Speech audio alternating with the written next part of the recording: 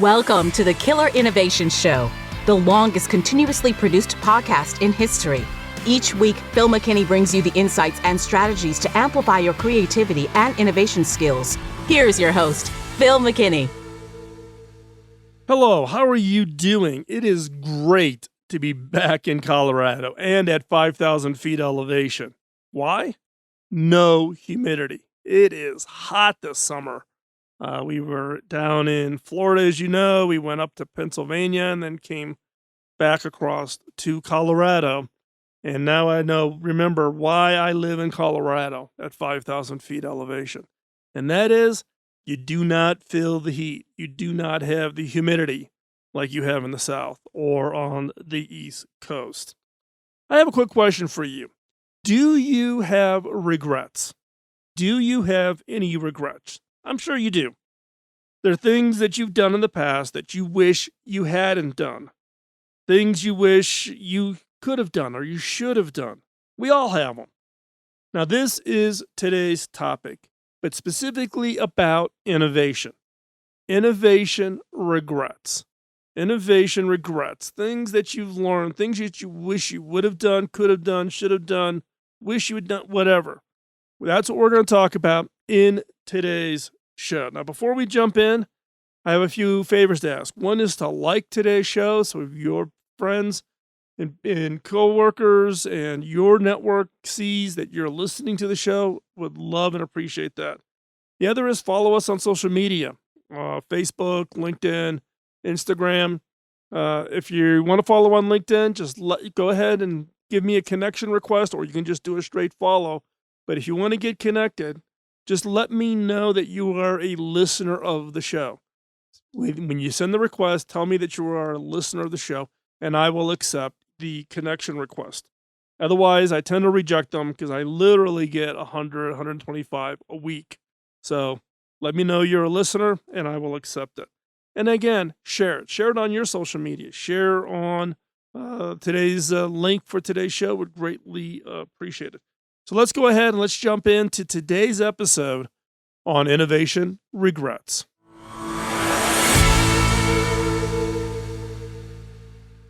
Regret can be one of those emotions that can derail your future. We will constantly rehash things that have happened in the past. And we're not always asking ourselves, what if I'd done something different? If only I had done something different. Or why didn't I do that? Or why didn't I make that decision at that critical point? And then the worst of them all is, I just wish I had done something, done X, done this thing, rather than not do it. And look, we all have regrets. When it comes to innovation, missed opportunities can lead to dwelling upon regrets. Innovation and being in the innovation game, being an innovator as you are, you will deal and are dealing with regrets even today. Those regrets can be anything from you see someone else launch an idea you had. You wrote it down in a notebook and you got all excited about it, but they launched it. Yours is still in your notebook. Or if you're inside of an organization, a competitor releases a new product or service that you were working on, but they launched it first. They got it out the door. I'm going to share with you 3 of my innovation regrets. These are ones that I tend to spend way too much time dwelling on. Asking myself those what if questions, if only questions, and why didn't I questions.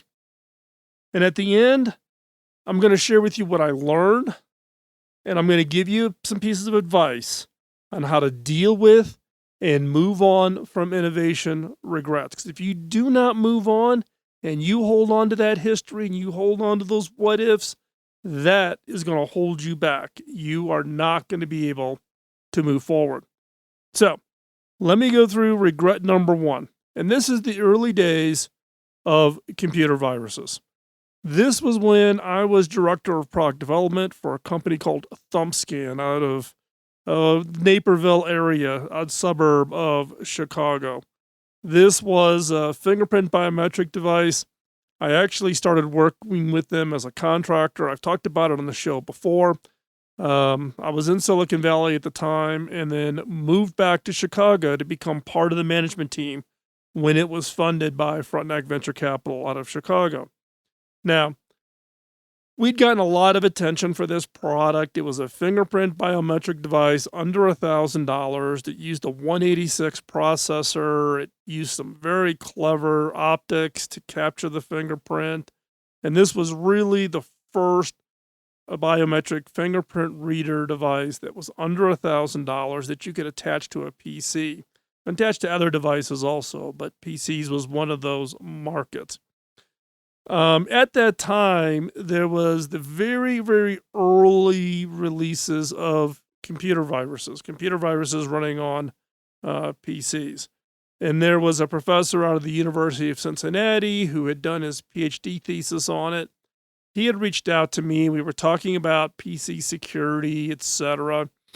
His thesis started to get some traction, getting some press, and he just happened to mention my name to a reporter out of the Chicago Tribune about myself and my background and my expertise and the work that I was doing in the early days of computer security and protecting PC devices. Well, that turned into an appearance on TV shows and being on radio shows around the country, and New York Times and the Washington Post, Wall Street Journal, Chicago Tribune, The Guardian, all had articles about my work that I was doing in computer viruses. Now, I had sat down and thought about, if these viruses really start to take off. And keep in mind, this was in the very early days. There were very, very few viruses. I had captured some and had set up an air gap system and was playing around with them and had a chance to actually tear some of them apart and understand, what they were trying to do, and also talk to people who were writing viruses. And at that time, it was primarily the digital version of pranks. It was, two geeks, two hackers kind of playing jokes on each other. So I sat down with a notebook and I wrote out a bunch of ideas for how to products and services and those kinds of things around PC security and specifically viruses. Now remember, this was 87, late 86, early 1987. So very, very early days. PC didn't get introduced until effectively 1982, 1983 is when the PC industry really came into fruition. Now, here's the problem. I wrote down all these ideas in a notebook.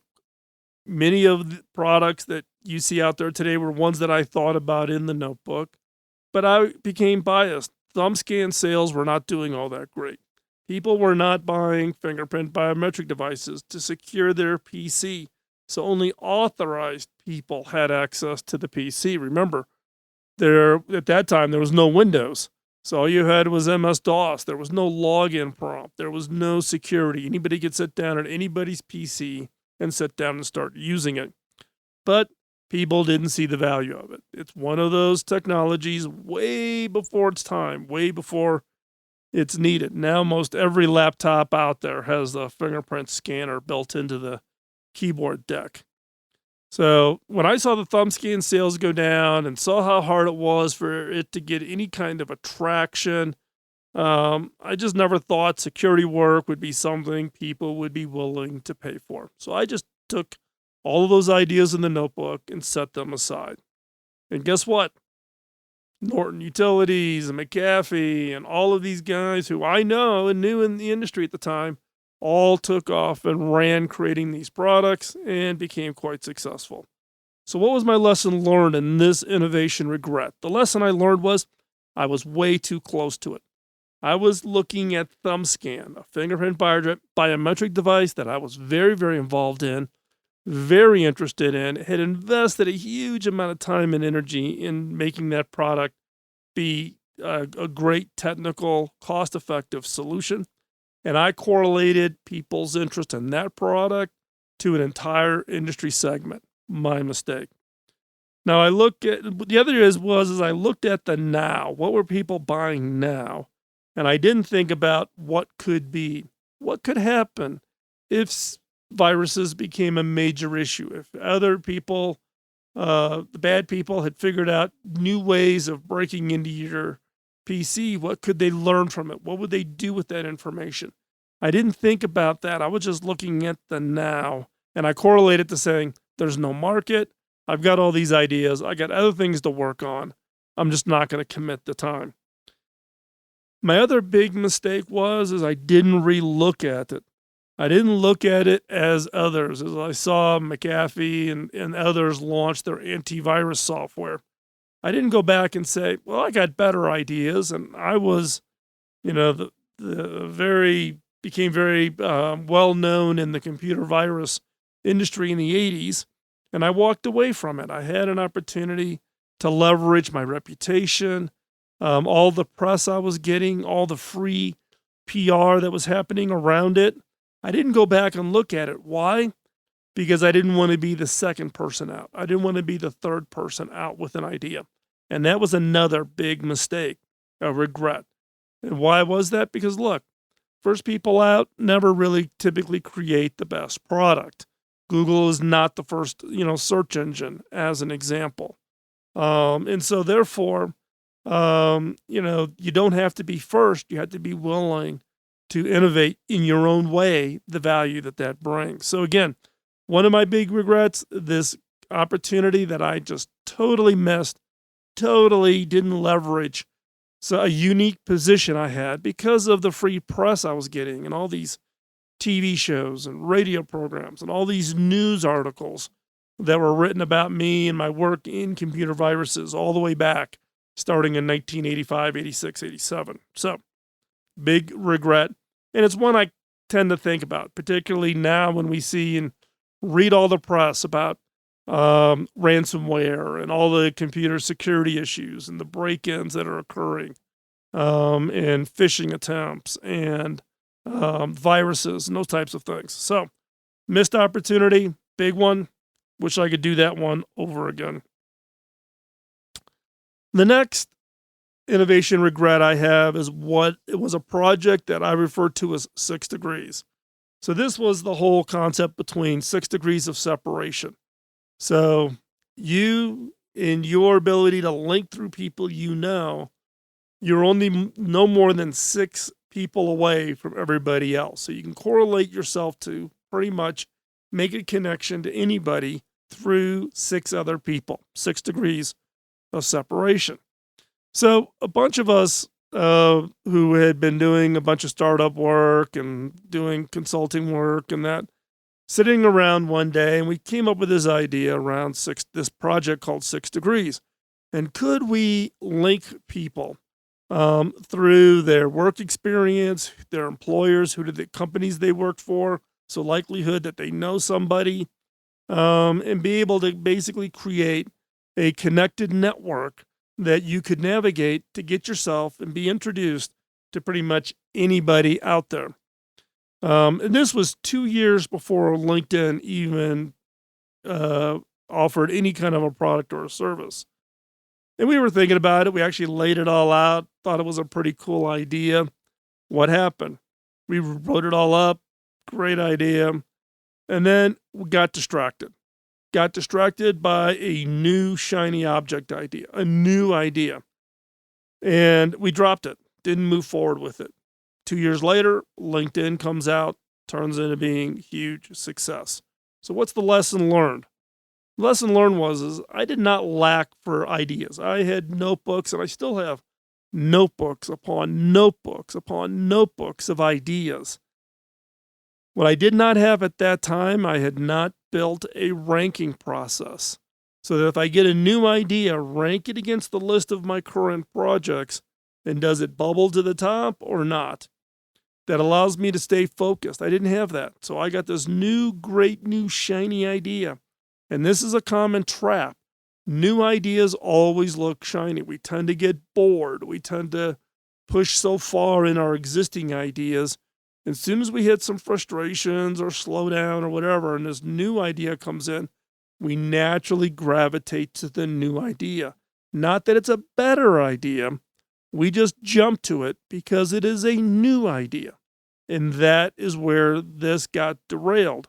it got derailed on this idea around it's a new idea. It's a new shiny. It's exciting. It's got all this opportunity and all this potential. Let's jump on this one instead. And so therefore, the next idea became the most important. That new idea became the top number one idea. And then the new idea became the number one idea. And if you're a person who generates lots of ideas, you're constantly hopping to the new idea and not really being methodical on ranking your ideas and then taking that new one and seeing where does it fit into the rank. It may not be the best idea. Add it to the list, but it should not be the one to distract you off of working on your best idea. The other fallacy on this one is I put too much weight into thinking that I was the proxy of the customer for 6 degrees.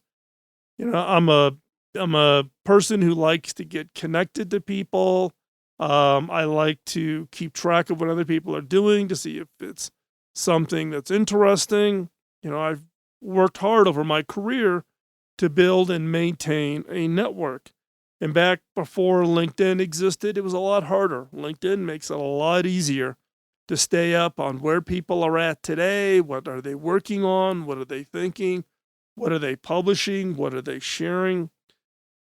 But back then, I'm thinking, well, I get the connection piece, but some of this information is private. I don't think I would want to share it. If I don't want to share it, then nobody wants to share it. Well, guess what? I was not the proxy for 99% of the people out there. I used myself as the proxy, big mistake, and missed an opportunity. So again, this project, which I refer to as what's called 6 Degrees, had a great opportunity, early days, to build up the effectively the social network from a business perspective, very equivalent to what today we all use as LinkedIn. Thought of it, wrote it up, got distracted, missed an opportunity. Number 3. The number 3 regret I have is back when I was working at OmniPoint. Now, I was a contractor to OmniPoint. OmniPoint was the first GSM mobile operator in the U.S. I had done a bunch of work in the early, what was called analog or AMPS mobile network, starting in the late 80s and into the early 90s. So OmniPoint was launching in New York with a first of the digital mobile services based on the GSM standard. It was the first in the U.S. OmniPoint, this would have been, late 95 throughout 1996. Now, one of the things that we were doing at OmniPoint was we were trying to break new ground. It was brand new. It was launching in New York City, New Jersey area was where it was launching. And one of the ideas that we came up with was to come up with prepaid mobile. So everything up to that point is you had to qualify, you had to have a good enough credit history, and you were postpaid. You'd use your phone, then you get mailed a bill, and then you pay based on how much you used it. Prepaid is you put money on account, you use your phone until the money goes away, and then your service cuts off until you walk in and pay some more money. So this was the very first prepaid mobile in the world. No other market anywhere in the world had this. The target was for people who didn't have credit. There was a lot of people, particularly, in urban areas that didn't have credit history, or they just relocated to the United States and hadn't established credit. We wanted to bring mobile to more people who needed it. We didn't want credit to be the barrier for this new service. Since no credit required, we really didn't set up an account, right? We don't need your address. We don't need your name. We don't need, you don't have to have a social security number to open up an account. So we set this all up to truly be prepaid. You could walk into any retailer that sold OmniPoint phones. You could throw down, $60 in cash. That $60 would get credited to your account. You could check your balance on your phone. Now remember, this is late 1995 and throughout 1996 is when we were building and launching OmniPoint. It became one of the fastest growing customer segments for OmniPoint because that was an untapped market. That market had no other way to use a mobile phone service. So we got flooded with people using the prepaid service, and it became very popular. It got written about, a bunch of articles on it. Then the challenge came in was that criminals soon discovered these anonymous phones. Since they didn't have an account attached to them, they didn't have your name, they didn't require your address or social security number. So criminals could go into an OmniPoint store, buy a phone, prepay, throw down $500 in 20s, and walk out and have an active phone and be able to use the phone. Now, this basically became the launching point for today, what we refer to as burner phones. So OmniPoint, very first one, we were the very first ones in the world to offer this capability in prepaid mobile. And today, you see it, you hear about it, you see it appear in movies and on TV shows about burner phones. Go in, buy a phone, use it, it's untraceable. The US government, with what we did in OmniPoint, went nuts, went crazy. I had more conversations with FBI officials and certain three-letter agencies, etc. Why? Because at the time, subpoenas cannot be issued to a phone number. You don't subpoena a phone number. You subpoena Joe Smith's phone, but it has to be attached to the individual. It must be to a name. Since there's no name attached, if the FBI served a subpoena to OmniPoint to say, tap Joe Smith's phone, since that account did not have Joe Smith listed and you couldn't correlate it, you could not apply the subpoena. The government effectively could not legally wiretap any prepaid OmniPoint phone. And the government was going nuts about this. And so it became a big issue. And but OmniPoint stuck to its point on, look, hey, nothing we're doing is illegal, and it serves a population who has no other way to get access to mobile phone services. They don't have a credit history. They may be new to the country. They live in a cash economy, whatever it might be, and those people deserve phone services. We had a significant unattended consequences. As a result of that, other operators around the world said, wow, someone's figured out how to do real-time prepay phone services, because you have to keep track of literally every call. So as the call ends, you have to be able to know how much money to deduct to know whether or not you make the next call for them and when their balance runs out, all those kinds of things. And many other operators duplicated how we did it at OmniPoint within their own networks, in effect, opening up mobile services for a whole part of the population who would never have access to it, but created a global phenomenon in the form of burner phones.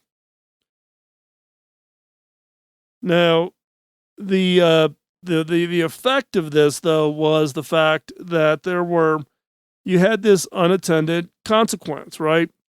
You know, we thought about the here and now. We thought about what it was we were doing to serve an unserved population that was not on anybody else's radar screen, and we were hugely successful in doing that. However, we did not look for the unintended consequences. Would we have done something different? Yeah, possibly. Maybe we require an ID in order to create a valid account so that you could correlate it. And I can sit here and be all kinds of regrets, like, oh my gosh, I created a capability of burner phones. And you think about all the actions other people have taken using burner phones. And, you could feel that guilt. You could feel that frustration. You could have that regret. But you need to move on. You need to move beyond what could have been. I learned a lot from this. One, don't think anything's impossible. You can do it. However, look for the unintended consequence. Look for that situation of somebody using it in a way that you did not intend for it to be used. So, in summary for today's show, look, we all have regrets. I've got tons of them. I'm sure you have regrets. I'm sure somebody you know also has tons of regrets. We all have regrets. If you've been, around, if you're an adult, you've got loads of regrets. If you're younger, you may have a few regrets. Trust me, you will get more as you go older. I have a ton more regrets than I've listed here. I'm only sharing with you three distinctly different kinds of regrets to innovation work that I have done. Now, what I have done with all of my regrets is I have a special Moleskine notebook and I write them all out. I write my regrets out. What did it's kind of a post-mortem catharsis kind of an exercise, but I list them out. And what would I have done differently around, each of those? And now once I've written all of them out, then I finish them, close the notebook, don't think about them, and move on. To move forward, you have to let go of the past. You have to not dwell on them. If you dwell on them, they're taking brain cycle times. They're taking energy away. You have to write them down, acknowledge them, document them. When you've done that, close your notebook, put the notebook on the shelf, and move on. Move on. Like I said, to move forward, you have to let go of the past.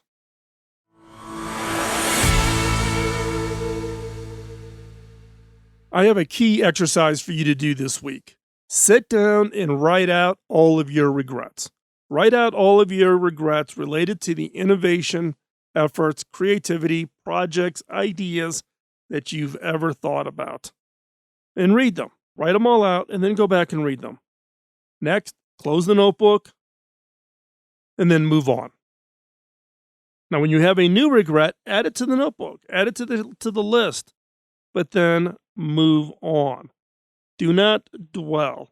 Let go and move forward. If you walk away with anything from today's show, and that is, we all have regrets. We can all dwell on them. We can let them burn up our energy. We can let them create doubt in our ability to come up with new ideas or to come up with the right decisions for new ideas. Don't let that be your trap.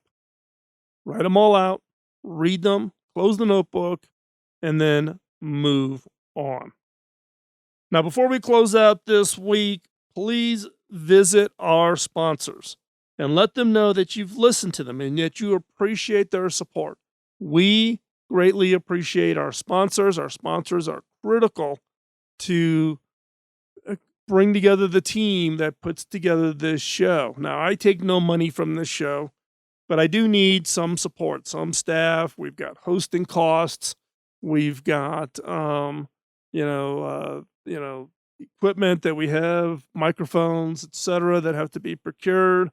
And we have a small staff, a couple full-timers, mostly part-timers, who come and help support and make us help us produce the weekly show. So please visit our sponsors and let them know that you listened and you heard about them on the show and that you appreciate their support of the show. It is so critically important that they hear from you. Also, give us a review wherever you're getting this show, however you're listening to it.